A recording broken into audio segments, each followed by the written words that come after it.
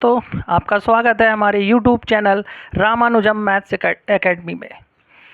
तो पिछली क्लास में अपन लोग पढ़ रहे थे भिन्नों की तुलना यानी कि कंपैरिजन ऑफ फ्रैक्शन।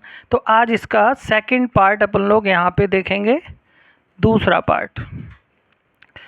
तो इसमें आज जो अपन लोग देखेंगे वो है आवर्ती भिन्न।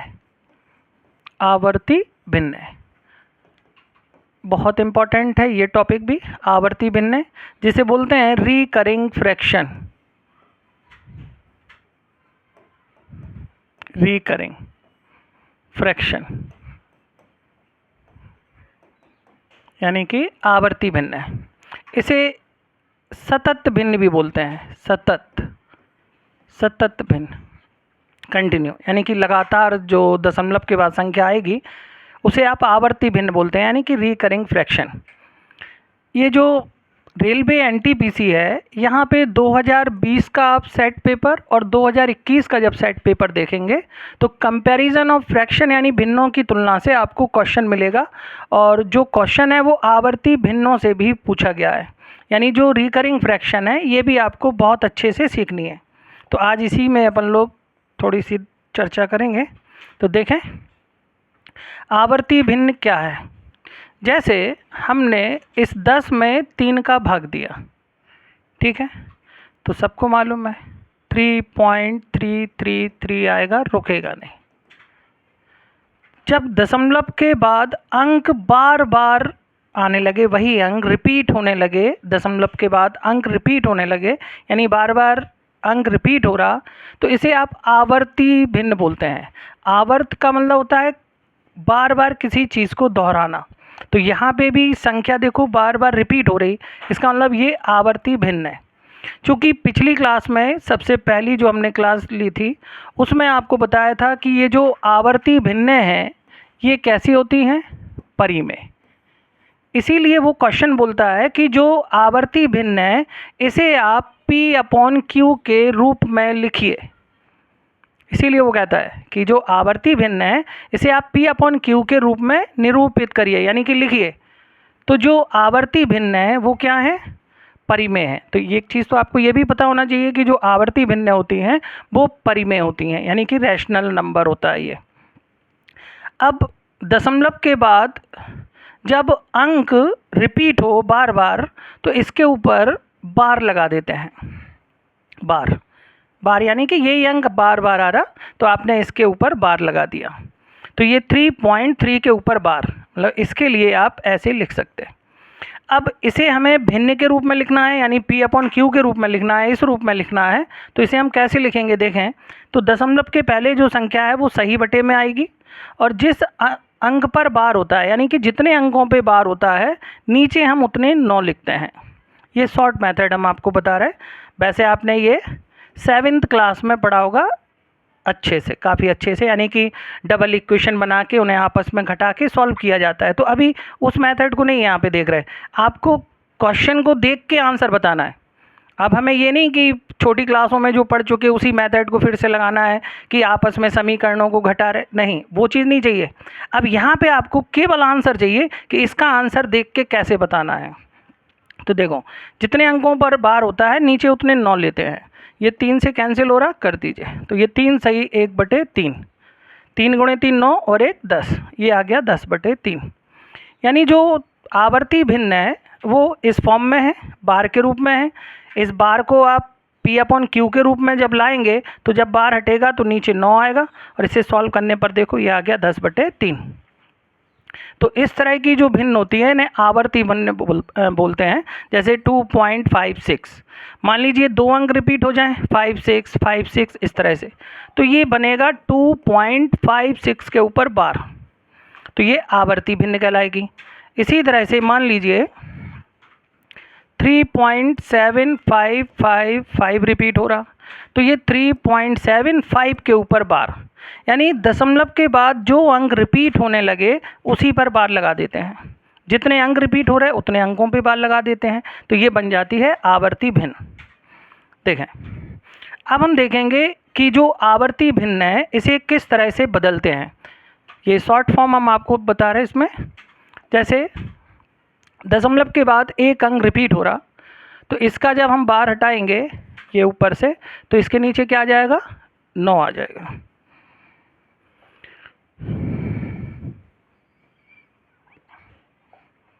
ठीक है। अब जैसे पॉइंट पी क्यू, मान लीजिए इन 2 अंकों पे बार है। देखो हमें केवल क्वेश्चन देख के आंसर बताना है, कोई वहाँ पे मेथड नहीं चाहिए कि आप कैसे निकाल रहे हैं, बस आंसर चाहिए। तो इसे हम क्या करेंगे, पी क्यू, जितने अंकों पे बार है नीचे उतने 9 लिखते हैं, ये चीज़ आपको ध्यान रखना है। पॉइंट पी क्यू आर, समझना ध्यान से। मान लो 3 अंकों पर बार लगा हुआ है, तो हम इसे लिखेंगे पी क्यू आर, और चूँकि 3 अंकों पे बार है तो नीचे 3 9 आ जाएंगे। ठीक, देखें पॉइंट पी क्यू, मान लीजिए एक अंक पे बार है, समझना ध्यान से। इसे हम लिखेंगे, पहले पूरी संख्या लिखेंगे, जिस पर बार नहीं है उसे माइनस करेंगे। ठीक है, और जितने अंकों पे बार है नीचे उतने 9 आएंगे, और जिस अंक पे बार नहीं है उतने 0 आएंगे। इस तरह से ये P/Q के फॉर्म में आ जाएगा। यहाँ देखें, मान लीजिए 3 अंक हैं और इन 2 पर बार है। ठीक है, तो इसे हम क्या करेंगे, पहले पूरी संख्या लिखेंगे PQR, फिर जिस पर बार नहीं है उसे माइनस करना है, जितने अंकों पर बार है उतने 9 लिखना है, और जिस पर बार नहीं है उतने 0 लिखना है। तो ये डायरेक्ट P/Q के फॉर्म में आ जाएंगे, यानी कि ये परिमेय संख्या के रूप में, यानी भिन्न के रूप में आ जाएंगे, जो आवर्ती भिन्न लिखे हुए हैं। अगर मान लीजिए दशमलव के पहले कोई संख्या लिखी है तो इसे आप सही बटे में कर देंगे, होल में। जैसे मान लो ये इस तरह से लिखा है 2 सही 1/3, तो ये दशमलव के पहले वाला आगे आ जाएगा, ये दशमलव के पहले वाला आगे। मान लीजिए इसके आगे ये है तो ये सही बटे में आ जाएगा बस। बाकी दशमलव के बाद जो है वो इसी तरह से, मान लीजिए ये लिखा है PQR। अब मान लो इस एक अंक पे बार है केवल, तो आपको क्या करना है, पहले पूरी संख्या लिखनी है। ठीक, फिर जितने अंकों पर बार नहीं है उसे माइनस करना है। ठीक है, फिर जितने अंकों पे बार है नीचे उतने 9 लिखना है, और जिन अंकों पे बार नहीं है उतने 0 लिखना है। पैटर्न समझ में आ गया होगा कि P/Q के फॉर्म में आवर्ती भिन्न को कैसे लिखते हैं। ये हमने आपको फॉर्मेट बताया, यानी कि फॉर्मूले के रूप में, कि जो आवर्ती भिन्न है उसे डायरेक्ट आप P/Q के फॉर्म में कैसे लिखोगे, यानी कि डायरेक्ट आंसर कैसे निकालोगे। देखें एक और देखो, PQRS, मान लीजिए ये है। अब इसमें 2 अंकों पे बार लगा है इस तरीके से, इसे हमें P/Q के फॉर्म में लिखना है, यानी परिमेय संख्या के रूप में लिखना है। तो हम क्या करेंगे, इसे पहले PQRS लिखेंगे, पूरा लिखा पहले। अब जिस पे बार नहीं है, जिस पे बार नहीं है उसे माइनस करो। ठीक है, फिर जितने अंकों पे बार है उतने 9 लिखो, और जितने अंकों पे बार नहीं है उतने 0 लिखो। ये आपका P/Q के फॉर्म में आ गया। ठीक है, ये बिल्कुल फॉर्मेट बनाया हमने कि जो आवर्ती भिन्न है उसे P/Q यानी परिमेय संख्या के रूप में कैसे लिखेंगे, तो इस तरीके से लिखना है, सीधा आपका आंसर आ जाएगा। ठीक है, नोट कर लीजिए। देखें कुछ क्वेश्चन दे रहे हैं हम आपको, जैसे 6.5 के ऊपर बार, हमने कहा इसे P/Q के रूप में लिखिए, यानी सरलतम रूप में लिखिए, यानी भिन्न के रूप में लिखिए। तो आप इसे लिखेंगे 6 सही 5/9, क्योंकि एक ही अंक पे बार है। अब इसे मान लो P/Q करना है, तो इसका इसमें गुणा 54 और 5 59/9। इस तरीके से ये आपका P/Q के फॉर्म में आ गया। अगला देखिए, जैसे 0.256 और इन 2 के ऊपर बार है। इस तरह से क्वेश्चन अभी NTPC 2021 का सेट उठा के देखिए, इस तरह के क्वेश्चन आपको देखेंगे उसमें कि जो आवर्ती भिन्न है उसे P/Q के फॉर्म में कैसे लाना है। तो अभी हमने आपको बताया, पहले पूरी संख्या लिखिए 256, फिर इसमें से माइनस आप 2 कर दीजिए जिस पे बार नहीं है, जितने अंकों पे बार है उतने 9 लिखिए, जिस पर बार नहीं है उतने 0 लिखिए। इसे आप कैंसिल करेंगे तो ये हो जाएगा 254 बटे में 900 90। चूँकि ये अभी और कैंसिल होगा आगे, चूँकि ये ऊपर नीचे देखो यहाँ पे इकाई पर 2 4 है और ये 0, यानी कि 2 से अभी आप इसे और कैंसिल कर सकते हैं। तो 2 से और कैंसिल कर दीजिए ऊपर नीचे, मतलब इसे आपको सरलतम रूप में लाना है, लोएस्ट फॉर्म में, यानी कि जब तक ये कटे तब तक इसे काटना है। या फिर इनका अपन लोग मासा ले लेते हैं, जो मासा आता है उसी से ये लास्ट में कट जाते हैं। अगर आप इसे और करना चाहें तो ऑप्शन देखेंगे फिर उसमें कि वो ऑप्शन में कौन इसे सिंपलेस्ट फॉर्म में लेके आ रहा। अभी आप इसे कैंसिल कर दीजिए 2 से, यानी कि आधा कर देंगे इसे, 2 का आधा 1 और 54 का आधा 27। यानी किसी भी नंबर को अगर आपको आधा करना है तो उसे ब्रेक कर दीजिए, तोड़ दीजिए। तो 2 से हमने इसे भाग करना है, आधा करना है, तो हमने क्या किया, 2 का आधा 1 हो गया और 54 का आधा 27 हो गया। इसी तरह से इसे आधा करना है, तो ये 900 का आधा करेंगे आप तो 450 हो जाएगा और 90 का आधा 45 हो जाएगा। तो ये कितना हो जाएगा, 495। ठीक है। अगर ये और आगे कटे तो काटना है, नहीं कट रहा तो फिर यहीं पे छोड़ दीजिए। इस तरह से जो भी आवर्ती भिन्न है उसे आप सॉल्व करेंगे। तो मेन काम क्या था, इसे P/Q के फॉर्म में लाना। तो जिन पर बार लगा है उतने 9 नीचे और जिस पर बार नहीं है उतने 0। पूरी संख्या आपने लिखी, जिस पर बार नहीं था उसे माइनस कर दीजिए। ठीक है। देखें इसी में अगला देखें, ये है, मान लीजिए इस एक अंक पे बार है। अब इसे हमें P/Q के फॉर्म में लाना है। तो ये 675 माइनस 67 अपॉन में, देखो एक ही अंक पे बार है तो नीचे एक 9 आएगा, 2 अंकों पे नहीं है, जितने अंकों पे बार नहीं है नीचे उतने 0। अब इसे आप कैंसिल करेंगे तो 75 में से 67, यानी कि यहाँ पे 3 और 5 8 बच रहा, ये इसमें से आपने घटा दिया तो ये 608/900। ऊपर नीचे फिर कैंसिल हो रहा तो इसे और काट देंगे तो ये इसका सरलतम रूप आ जाएगा। ठीक है। मेन काम था इसे आपको इस तरह से लाना है। फिर ये कैंसिल हो रहा तो कैंसिल और कर दीजिए इसके लिए अभी, जैसे ये 304 हो जाएगा और ये 450 हो जाएगा। फिर से दोबारा कैंसिल हो रहा तो कैंसिल फिर कर दो उसे, ये हो गया 304 और ये 450। फिर इसे आप आधा कर सकते हैं तो ये 152 और ये हो जाएगा 225।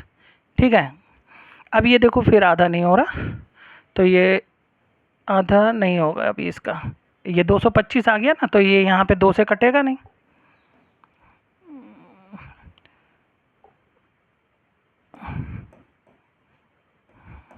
दो 225 ये काट के 225, ये अपना आंसर बन जाएगा। तो सबसे पहले आवर्ती भिन्न को सरलतम रूप में इस तरीके से ले आएंगे। वो तो सिंपलेस्ट फॉर्म करना है, उसे काट सकते हैं आप। देखो एक और थे हम इसमें, जैसे इसे अपन एप्लीकेशन के रूप में लाएं कि इन्हें कैसे जोड़ते हैं, कैसे इन्हें घटाते हैं। तो ये आवर्ती भिन्नों का सरलतम रूप आपने देख लिया। अब इन्हें हम जोड़ते कैसे हैं ये देखिए, 6.5 के ऊपर बार प्लस 7.8 के ऊपर बार, इसे हमें जोड़ना है। तो ये कहलाता है आवर्ती भिन्नों का जोड़ना। ये भी आपके एग्ज़ाम में पूछा जाता है। तो सबसे पहले इसे आप भिन्न में बदलेंगे फिर उसे जोड़ देंगे, वो उसका बेसिक तरीका है। लेकिन अगर हम आपसे बोलें कि बगैर पेन चलाए आंसर बता दो तो भी हो जाएगा। देखो कैसे। तो सबसे पहले हम इसे बेसिक कॉन्सेप्ट से कर रहे हैं। तो इसे हम लिखेंगे 6 सही 5/9, इसे लिखेंगे हम 7 सही 8/9। सिंप्लीफिकेशन हम आपको बता चुके, भिन्नों को कैसे जोड़ते हैं। तो सही बटे वाले आपस में जुड़ते हैं इस तरीके से, और ये हर समान है तो ये अंश आपस में जुड़ेंगे। 8 5 13/9, तो ये हो गए 13 प्लस 9 का भाग इसमें देंगे आप, एक बार जाएगा, और ये 4/9, ये आपने जोड़ दिया 14 सही 4/9, और इसे हम 14.4 के ऊपर बार। इस तरह से आप कर सकते हैं। ये इसका बेसिक तरीका है, भिन्नों को जोड़ना। सही बटे वाले आपस में जोड़े और इन्हें आपस में, हर अगर समान है तो अंश जोड़ देते हैं। देखें, अगर हम आपसे बोलें कि इस तरह के सवालों को बगैर पेन चलाए आप आंसर बताइए, तो देखो क्या करना है, बहुत आसान है। सबसे पहले हमें इन जिन अंकों पर बार लगा है इन्हें जोड़ना है। तो जोड़ना है, यानी कि 8 5 13। अब आपको करना क्या है, बार अंकों का जो योग है, जैसे 8 5 13, 13 9 से कितना ज़्यादा, ये हमें देखना है कि जो 13 है वो 9 से कितना ज़्यादा है। तो 13 9 से कितना ज़्यादा है, तो भैया 4 ज़्यादा है। जितना ज़्यादा है, अधिक है, उस पर बार लगा दीजिए। ठीक, उसके बाद एक हासिल यानी कि कैरी आगे लेना है। तो यहाँ पे 6 और 7 कितने हो गए, 13, 13 और 1 14। तो देखो भाई आ गया आंसर। ये है तरीका, यानी कि अगर आपको पेन भी नहीं चलाना है तब भी आंसर निकाल सकते हैं। इस तरीके से करना क्या है, जो बार अंक होते हैं उनका टोटल पहले करते हैं। तो 8 5 13, आप देखेंगे 13 9 से कितना ज़्यादा, तो आपने देखा 4 ज़्यादा। जितना ज़्यादा उस पर बार लगा दीजिए और एक आगे हासिल लेना है। फिर 7 और 6 आपने जोड़ा या हासिल इसमें जोड़ दी, 8 8 6 14, ये आ गया आंसर। इस तरह से बार अंकों को जोड़ते हैं। देखें कुछ और क्वेश्चन दे रहे हैं हम आपको। जैसे हमने कहा 5.3 के ऊपर बार प्लस 6.2 के ऊपर बार। अब यहाँ नहीं बदलना है आपको, यहाँ क्या है, बार अंकों का जो योग है वो 9 से कम है। तो जब बार अंकों का योग 9 से कम होता है तो आप सीधे डायरेक्ट जोड़ दीजिए। जैसे 3 और 2 5, इसके ऊपर बार आ गया। अब यहाँ पे 6 5 11, ये आ जाएगा आंसर। 11.5 के ऊपर बार। तो यहाँ पे बार अंकों को आपस में जोड़ सकते। देखो कैसे, ये आपका 5 सही 3/9 है और ये 6 सही 2/9 है। सही बटे वाले आपस में जुड़ते हैं, 6 5 11। ये हर समान है तो इनके अंश जुड़ेंगे 5। तो ये 11 सही 5/9। नीचे से 9 हटाएंगे तो 5 के ऊपर बार आ जाएगा। देखो आ गया। ये बेसिक तरीका है और ये इसका शॉर्ट मेथड है। अगला देखिए 7.8 के ऊपर बार प्लस 5.7 के ऊपर बार, जोड़ दीजिए जल्दी से इसे। देखें बार अंकों को आपस में जोड़ो पहले, ये कितना हो जाएगा, 8 और 7 15। अब आपको ये देखना है कि 15 9 से कितना ज़्यादा, 15 9 से कितना ज़्यादा, कितना ज़्यादा, तो आप कहेंगे सर 6 ज़्यादा। जितना ज़्यादा है उस पर बार लगाइए। ठीक है, उसके बाद एक आगे हासिल जोड़ते हैं। तो ये हो गया 6, 6 और 7 हो गए कितने, 13। तो जो आंसर है वो है 13.6 के ऊपर बार। मान लीजिए क्वेश्चन इस तरह से आ जाए,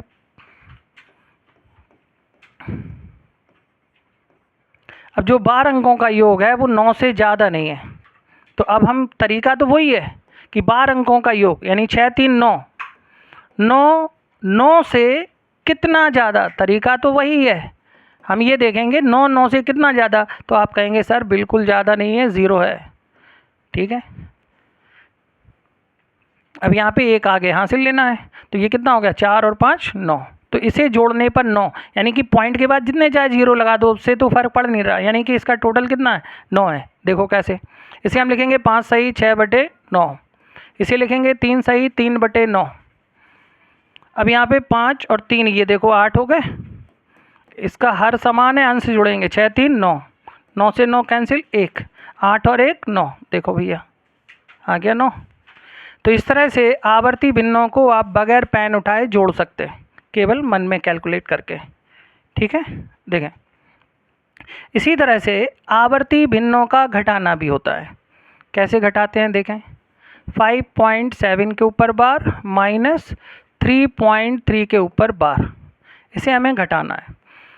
जब जिसमें से आप घटा रहे, यानी ये जो बार अंक है ये इस अंक से बड़ा हो, तो आप इसे डायरेक्ट घटा सकते हैं। कैसे, 7 में से 3 घट गए 4 पॉइंट, 5 में से 3 घट गए 2, 2.4 के ऊपर बार।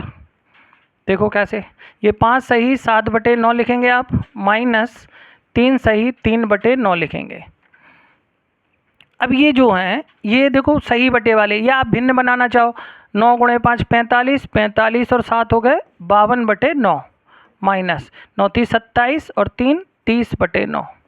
हर समान है, 52 में से आप 30 घटाएंगे तो 52 में से जब आपने 30 घटा दिए तो कितना बचेगा 22/9। तो ये आपने भाग दिया 9 से 2 बार, 9 दूनी 18, 4 शेष बच रहा, यानी कि 2 सही 4/9। इसी को हम 2.4 के ऊपर क्या लिखेंगे बार। देखो इतना करना पड़ा। वैसे डायरेक्ट आपने घटा दिया, जो बड़ा अंक है उसमें से घटा दो। 7 में से 3 घट गए 4, और ये 5 में से 3 घट गए 2, आंसर। ऐसे नहीं करना है, सीधा आंसर आएगा। ठीक है, अगला देखो। जैसे अब 6.2 के ऊपर बार माइनस 4.8 के ऊपर बार। अब आप कहेंगे सर ये कैसे घटाएं, ये तो 2 में से घट नहीं रहा। अब जब 2 में से नहीं घट रहा तो एक तरीका तो ये है कि आप 6 सही 2/9 सरल रूप बना दो, 4 सही 8/9 भिन्न बन गई। 54 और 2 56/9, ये 9 36 और 8 44/9। हर समान है। 56 में से आपने 44 घटा दिए, 6 6 12/9 भाग देंगे, 1 सही 3/9। इसे आप लिखेंगे 1.3 के ऊपर बार। एक तरीका ये तो सीधा डायरेक्ट आपने भिन्न को बना लिया। अब अगर आपको वैसे घटाना है तो देखें, अब यहाँ पे अगर आप ये देखें कि ये छोटा है और ये बड़ा है, डायरेक्ट नहीं घटा पा रहे, तो एक तरीका तो ये हमने आपको बताया। दूसरा कि आपको पेन भी नहीं चलाना है और आंसर चाहिए तो वो भी हो जाएगा। देखो कैसे, ये 2 में से 8 नहीं घट रहा, तब हम क्या करेंगे, यहाँ पे जो हासिल है वो 9 की लेते हैं। 9 यहाँ से आप इसे हासिल लेंगे कितने की, 9 की। तो 9 की जो हासिल लेंगे तो 9 और 2 कितने हो गए 11। 11 में से 8 घटाएंगे आप, कितना आ गया 3। ठीक, अब यहाँ पे 9 लिए थे आपने, लेकिन हासिल तो एक ही मानी जाएगी। तो अब बचा कितना 5। 5 में से आपने 4 घटा दिया, कितना आ गया 1। देखो भाई आ गया। तो जब डायरेक्ट नहीं घट रहा तो यहाँ पे हासिल लेंगे। हासिल कितने की लेंगे, 9 की लेंगे। तो 9 2 11, 11 में से आपने 8 घटा दिए 3। फिर यहाँ पे 1 कम हो गया तो ये 5, 5 में से 4 घट गए 1। देखो भाई आंसर आया। तो आप शॉर्ट मेथड से ऐसे भी कर सकते हैं, नोट कर लीजिए। अगला देखिए, जैसे 2.6 के ऊपर बार माइनस 1.4 के ऊपर बार। तो यहाँ तो कोई दिक्कत ही नहीं है, क्योंकि ये अंक बड़ा है, इसमें से घट जाएगा। तो आपने 6 में से 4 घटा दिए तो ये आ गए 2, और 2 में से 1 घटा दिया, ये आ गया 1। तो जब ये नंबर बड़ा है तो घटाने में कोई दिक्कत नहीं, और अगर छोटा है तो यहाँ से हासिल लेंगे 9 की। इस तरह से आवर्ती भिन्नों का ये बनेगा घटाना। समझ में आया। तो इसमें आवर्ती भिन्नों का जोड़ना, आवर्ती भिन्नों का घटाना और P/Q के फॉर्म में लिखना, ये आपसे पूछा जाएगा। ठीक है, चलिए अभी हम इसमें आपको कुछ और क्वेश्चन दे रहे हैं जो अभी एग्ज़ामों में पूछे गए। जैसे ये नया क्वेश्चन है, इसे लगाइए जल्दी से। बहुत बढ़िया क्वेश्चन है, देखें कितने लोग लगा पा रहे इसे। ये घनमूल दिया है 0.037 और इसके ऊपर है बार, इसे आपको लगाना है। ये आपका SSC में पूछा गया क्वेश्चन है, लगाइए। फिर अभी रेलवे NTPC के भी क्वेश्चन दे रहे हैं हम आपको जो एग्ज़ाम में पूछे गए, इसे सॉल्व करना है जल्दी से। देखें इसमें क्या है, अभी हमने आपको बताया P/Q के फॉर्म में लिखना। तो जब आप इसे P/Q के फॉर्म में लिखेंगे तो यहाँ पे 3 अंकों पर बार है, यानी कि नीचे 3 9 आएंगे। तो ये जब आप इसे से बार हटा देंगे इसमें तो ये क्या हो जाएगा, 3 9 आ जाएंगे। तो इसे आप डायरेक्ट हटा दीजिए। देखें ये तो घनमूल रह गई। जैसे पॉइंट PQR इन 3 अंकों पे बार है, तो अभी हमने बताया था जितने अंकों पे बार है नीचे उतने 9 आएंगे। तो यहाँ पे चूँकि 3 ही अंकों पे बार है तो 3 9 आ जाएंगे नीचे। तो ये ऊपर 37 और नीचे 999। अब 37 से 999 कैंसिल होगा, लेकिन ये 999 के जो फैक्टर हैं ये आपको याद होना चाहिए इस तरीके से।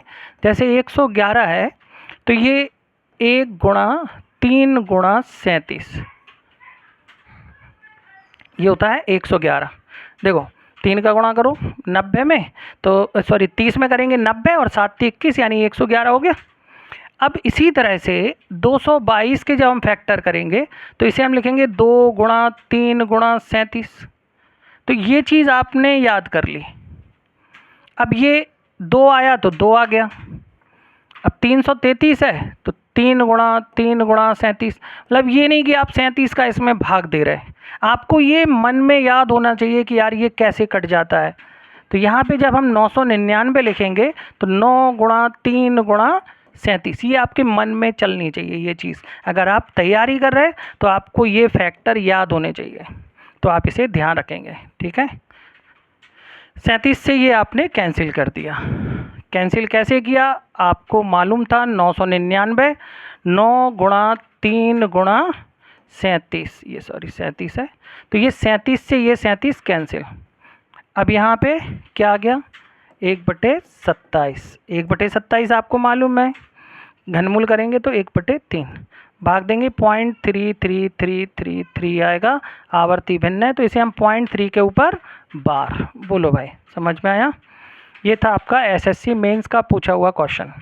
तो आवर्ती भिन्नों को अगर वो टफ तरीके से पूछ रहा है आपसे तो वहाँ पे घनमूल भी लगा सकता है, वर्गमूल भी लगा सकता है, लेकिन तरीका वही होगा। आपको घनमूल निकालना है घनमूल निकाल लीजिए, वर्गमूल निकालना है तो अगर वर्गमूल पूछ रहा तो ये हटा दीजिए वर्गमूल, तो वर्गमूल वाला भी सवाल बनता है इसमें और घनमूल वाला भी सवाल बनता है। लेकिन आपको ये फैक्टर याद होने थे इस सवाल के लिए, ये नहीं कि 37 का उसमें भाग दे रहे हैं, आपके लिए ये फैक्टर। ठीक है, अभी हम आपको डिविजिबिलिटी पढ़ाएंगे, भाजकता। तो वहाँ पे बताएंगे कि सवालों को कैसे हल करना है। डिविजिबिलिटी से आप ऑप्शन को लगा सकते हैं, ज़रूरी नहीं कि हम सवाल पूरा हल करें, हम केवल देखेंगे और आंसर टिक मार देंगे केवल आपको डिविजिबिलिटी सिखा के। ठीक है, देखें अगला क्वेश्चन। अगला जो क्वेश्चन है ये अभी हम आपको रेलवे एनटीपीसी का दे रहे हैं, ये 2021 का सवाल है। ये रेलवे एनटीपीसी जो कि कल नोटिफिकेशन आ गया रेलवे का, तो अब सब लोग तैयारियों में जुट गए होंगे, तो उसी को अपन लोग आगे ध्यान में रखते हुए 2011 एनटीपीसी का क्वेश्चन, और आगे हम आपको इसी तरह के क्वेश्चन जो रेलवे में आ चुके हैं वो सारे क्वेश्चन यहाँ पे कराएंगे।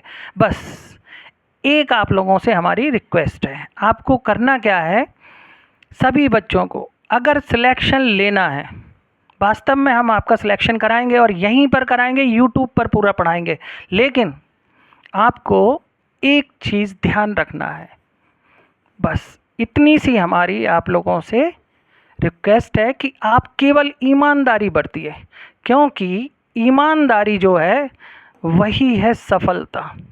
और हमारा मानना है कि अगर आप हमसे पढ़ रहे तो यहाँ से सिलेक्शन लेके जाएंगे, ये बिल्कुल 100% आप मान लीजिए। अगर हम आपको तैयारी करा रहे तो आप यहाँ से सिलेक्शन लेके जाएंगे, लेकिन आपको ईमानदारी का मतलब है कि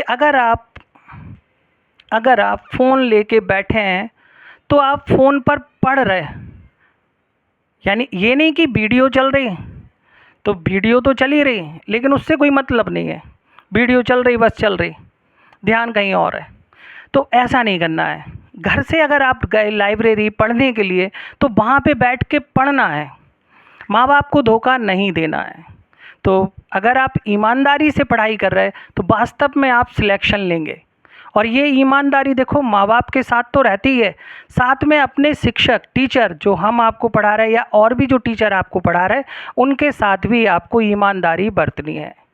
बस इतना आप ध्यान रखिए, अगर आपके अंदर ये चीज़ आ गई वास्तव में आप सिलेक्शन ले लोगे, क्योंकि सिलेक्शन हमेशा अच्छे व्यक्तियों के होते हैं जो ईमानदारी से पढ़ते हैं। ऐसा नहीं जो माँ बाप को बेवकूफ़ बना रहे और वो सिलेक्शन ले लेंगे, बिल्कुल नहीं ले पाएंगे। जिसने भी अपने माँ बाप का दिल दुखाया है वो वास्तव में कभी कुछ नहीं कर सकता। इसलिए हमेशा ध्यान रखना कि अगर आप घर से पढ़ने के लिए निकले हैं तो केवल पढ़ाई पे ध्यान देना। ठीक है, चलिए, क्योंकि देखो अभी वैकेंसियाँ आ रही हैं, लाइफ में मौके भी बार बार नहीं आएंगे आपको। अगर सिलेक्शन लेना है तो बिल्कुल ईमानदारी से लग जाइए, जी जान लगा दो पूरा, और हम आपके साथ खड़े हैं। वास्तव में हम यहाँ पे पूरा कोर्स आपको कराएंगे और जो भी पढ़ाएंगे बिल्कुल गारंटी से आप ये सोच लेना कि यहीं से पेपर आना है, क्योंकि हम बच्चों को ईमानदारी से पढ़ाते हैं। ये नहीं कि बेवकूफ़ बना रहे यहाँ पे। जो भी आपको पढ़ाएंगे बिल्कुल नया सिलेक्टेड पढ़ाएंगे और जो आपके पेपर का होगा। ये नहीं कि यहाँ पे हम आपको टाइम वेस्ट कर रहे हैं, नहीं। जो भी चीज़ यहाँ पे आएगी बोर्ड पे वो आपके एग्ज़ाम के रिलेटेड होगी, यानी कि कम समय में हम आपको तैयारी कराएंगे और सिलेक्शन दिलाएंगे, ये हमारा वादा है आपसे।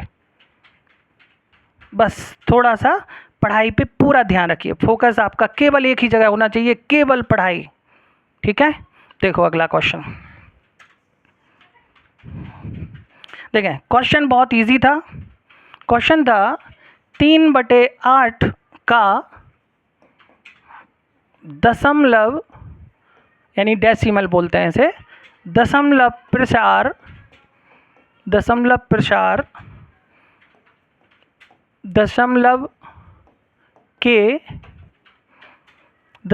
के कितने अंक बाद समाप्त होगा, ये आपसे पूछा गया था एनटीपीसी 2021 में।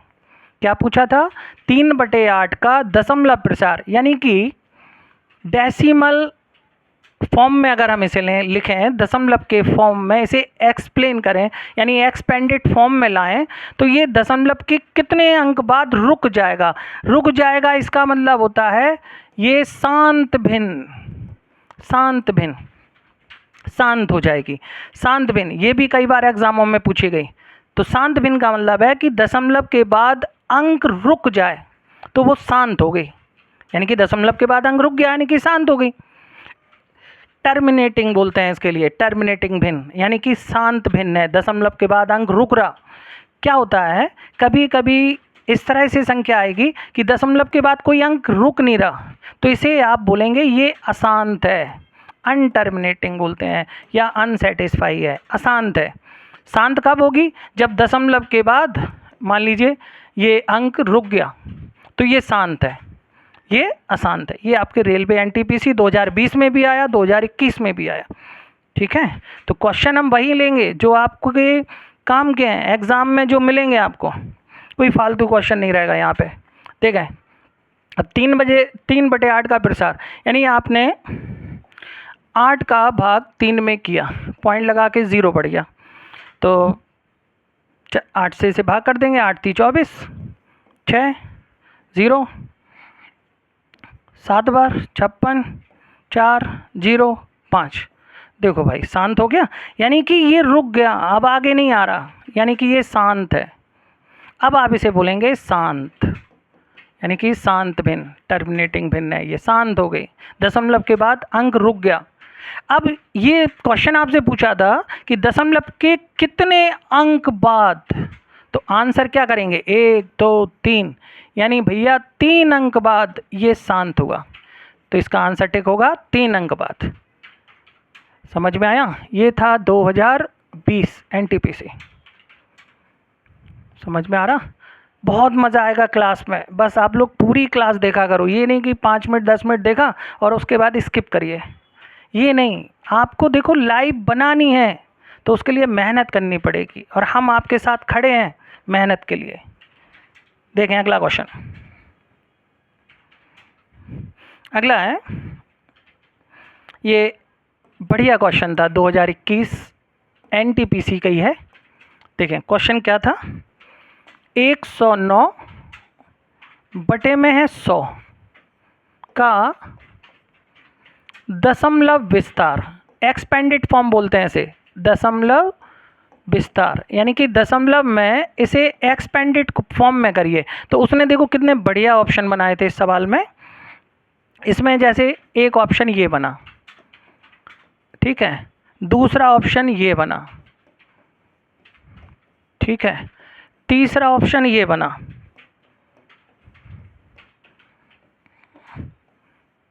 तीसरा ऑप्शन ये बना, एक और चौथा ऑप्शन, चौथा ऑप्शन ये बनाया। अब बताओ भाई इनमें से क्या टिक करेंगे आप? इनमें से क्या टिक करना है? देखो, इसमें आपको दशमलव विस्तार करना है, यानी कि 100 का भाग 109 में दिया तो एक बार तो चला गया भाग। अब जो शेष बचा वो कितना बचा? ये बचा शेष, ठीक है, 1 प्लस। अब यहाँ पे जैसे अगर आपने मान लीजिए 100 का भाग 109 में दिया, ठीक है, तो एक ही बार जाएगा, फिर यहाँ पे क्या बचेगा? 9। फिर आप दशमलव लगा के फिर भाग देंगे, तो दशमलव लगा के जब भाग देंगे यानी एक के बाद फिर दशमलव आने लगेगा। यानी कि इनमें अगर हम देखें, इनमें अगर देखें तो देखो ये तो 19/10 दिख रहा, ये देखो ये तो ज़्यादा हो जाएगा ना, गुणा करेंगे 1000 हो जाएगा, तो ऑप्शन को काट दो, ये काट दो, यहाँ पे 109 और ये तो 0 ऊपर आ रहा, तो ये भी गलत, यही बचा। तो देखो यहाँ पे दशमलव के पहले तो एक ही है ना, दशमलव के बाद फिर ये आ रहा 1 प्लस। अब 10 का भाग यानी कि ये तो आपका पॉइंट में रहेगा ना, यहाँ पे पॉइंट लग जाएगा और फिर ये पॉइंट में आ जाएगा। अब जब आप इसे जोड़ोगे तो ये क्या बनेगा? 1.09। तो जब 100 का भाग हम इसमें देंगे तो दशमलव 2 अंक आगे खिसकेगा ना, 1.09।